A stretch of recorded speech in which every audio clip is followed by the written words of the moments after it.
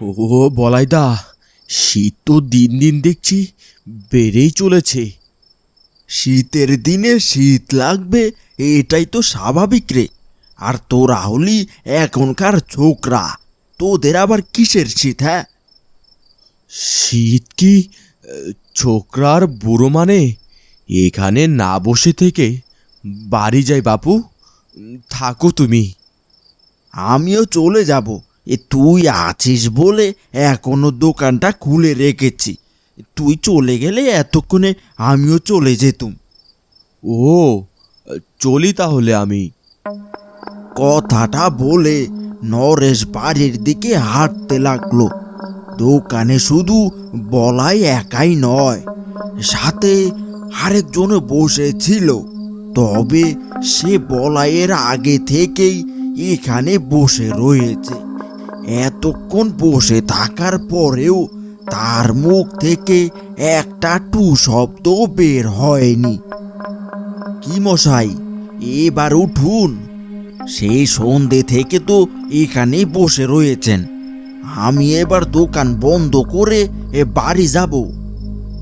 কথাটা শেষ হতেই লোকটা ঘাড় ঘুরিয়ে আমার দিকে তাকিয়ে বলল, কোথায় আর যাব?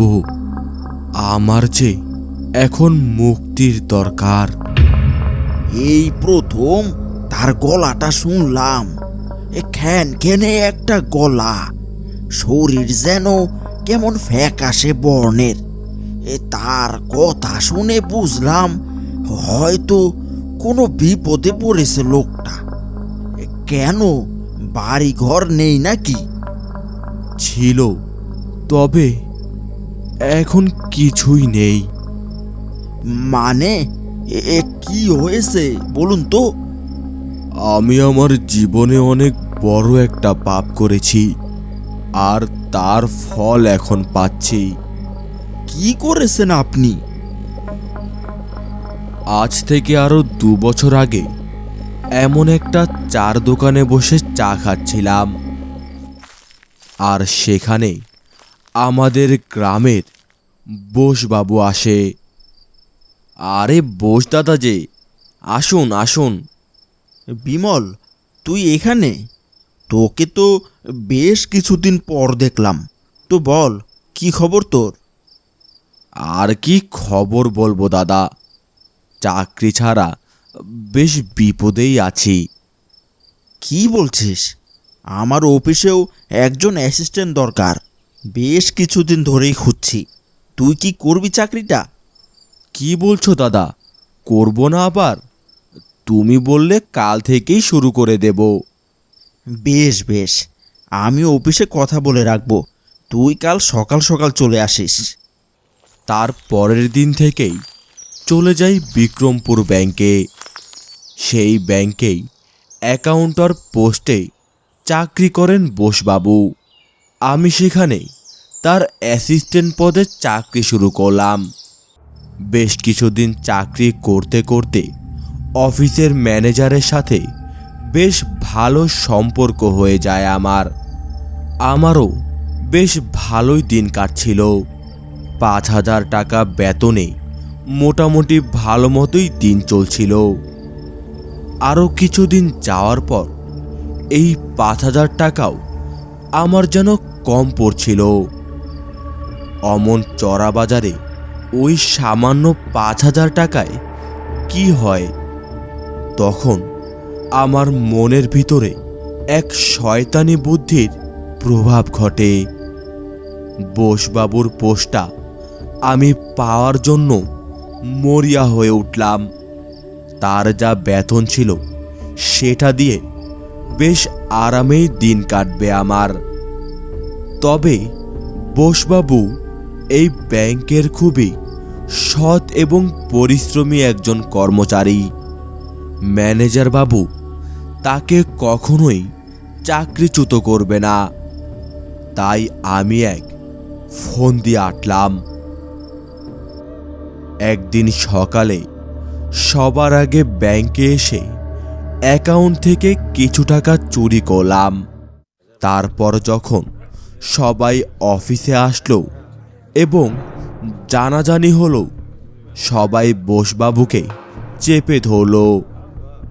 তুমি এমন একটা কাজ করবে আমি কখনো চিন্তা করিনি। তোমার কাছ থেকে এমনটা আশা ছিল না।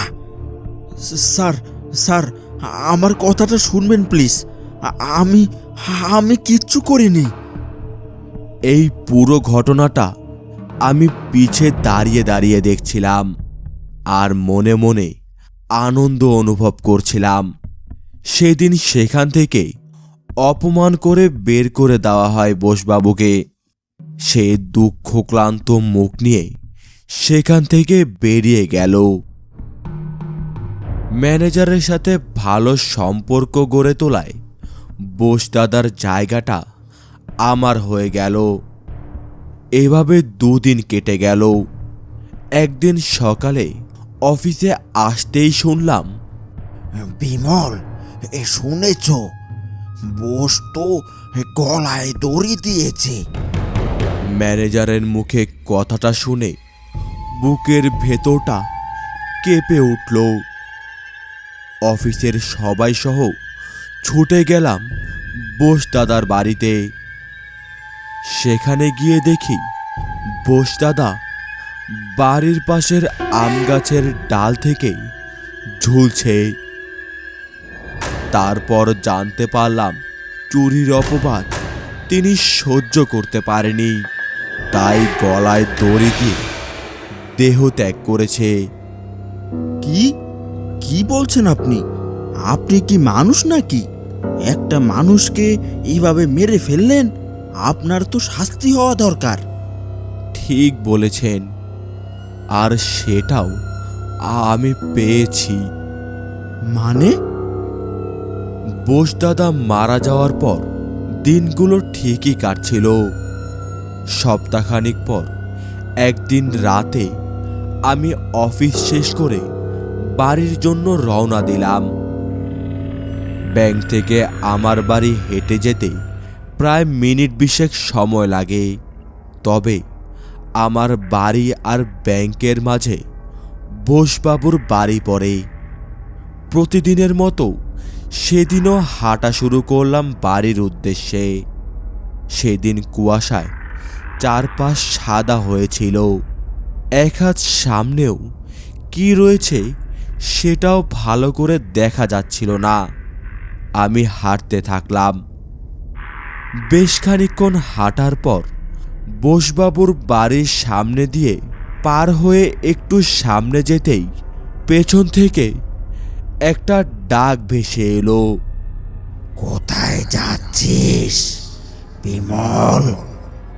পিছনে তাকিয়ে দেখ। ডাকটা শুনে আমার বুকের ভেতরটা কেমন জানি ছ্যাদ করে উঠল, কারণ কণ্ঠটা আমার অতি পরিচিত। আমি থমকে দাঁড়িয়ে পড়লাম। আস্তে আস্তে আমার মাথাটা পিছনে ঘোরাতেই দেখলাম চারপাশ কুয়াশায় সাদা হয়ে আছে। আর বোসবাবু যেই গাছ থেকে গলায় দড়ি দিয়েছে সেখানে একটি অবয়ব ঝুলছে।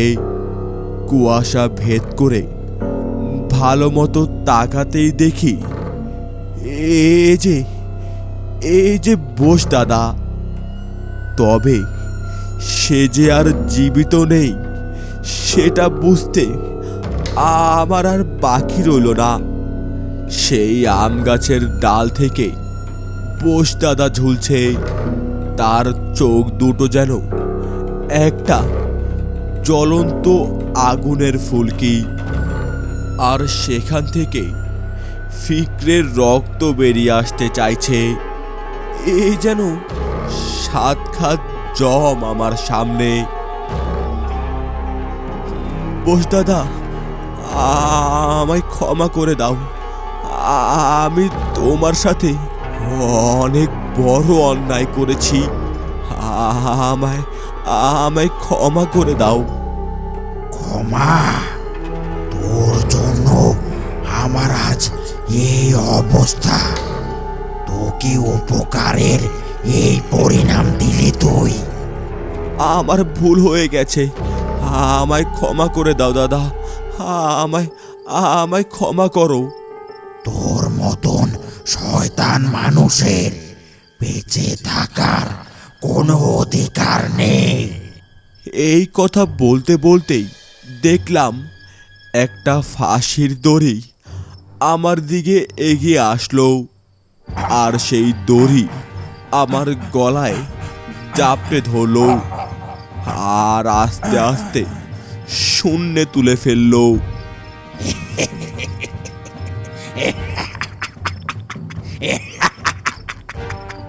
বাঁচাও, আমায় বাঁচাও, ছেড়ে দাও, বাঁচাও।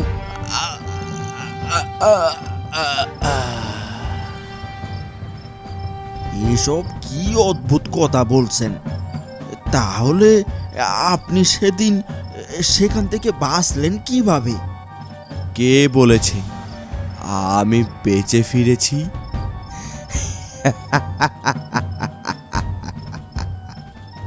এক অট্ট হাসিতে সেই লোকটা আস্তে আস্তে হাওয়ায় মিলিয়ে গেল।